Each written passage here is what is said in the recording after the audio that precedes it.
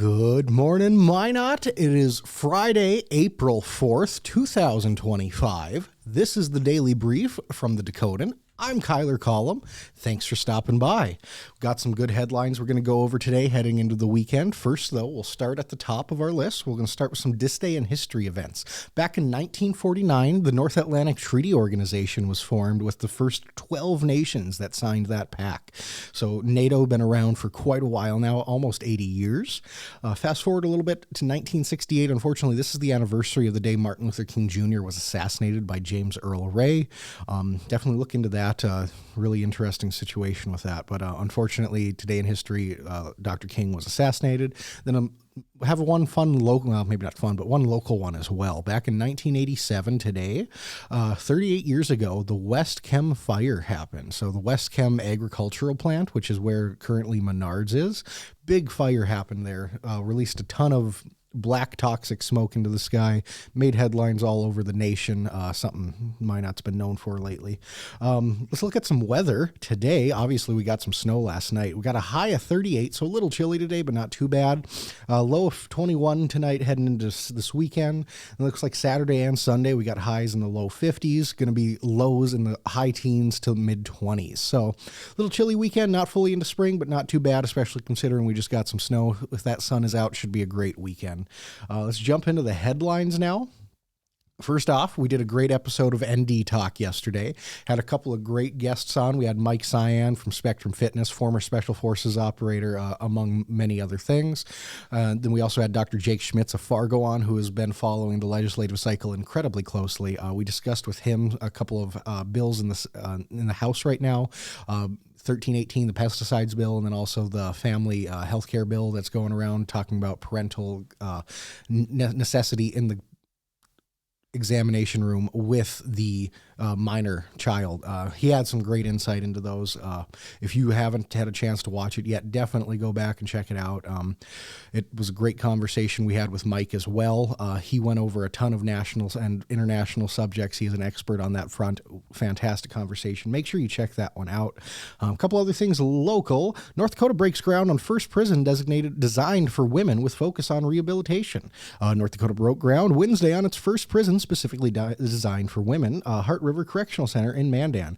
$167 million facility is set to open in 2027. It'll focus on rehabilitation, education, and support services.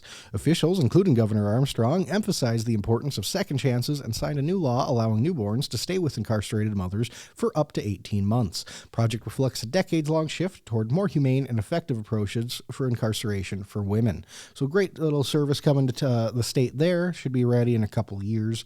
Another interesting one happened. Governor Armstrong also signed a Tyanna's law into effect, which is going to increase sentences for DUI crashes. He signed the HB 1503 into law, which doubles the maximum prison sentence for DUI-related crashes, causing serious injury from 5 to 10 years. The law, inspired by teen crash survivor Tyanna Weeks, reclassifies the offense from a Class C to a Class B felony and ensures it cannot be treated as a misdemeanor. Backed by emotional testimony and some alarming crash statistics, the bill passed both chambers with overwhelming support. Governor Armstrong has signed that one into law. Great little story there. A couple other ones here we got. North Dakota Senate advances property tax credit, but the plan differs from the House's original proposal. So North Dakota Senate unanimously passed HB 1176, which is a major property tax relief bill. It's the governor's bill, of course, but not without some key amendments that reduce the proposed the tax credit from $1,450 down to $1,250.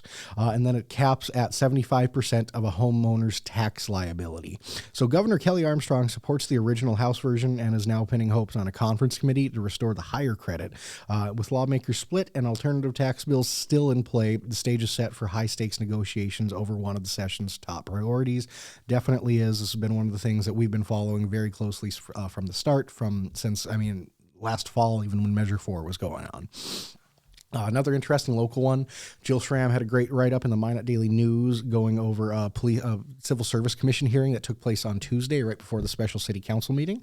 A disciplinary hearing for 2 Minot police officers who unlawfully entered a condominium building has ignited some discussion on officer training and accountability.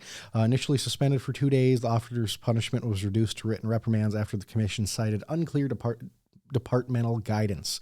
Case has promoted some renewed calls for improved training and clearer protocols and policies so we can maintain the best public trust between us and the police department. And a couple of national things. Obviously, big stock market drop yesterday. Dow Jones plunged over 1,700 points. NASDAQ, S&P 500 both took big hits as well. Biggest rout since, I think, 2020.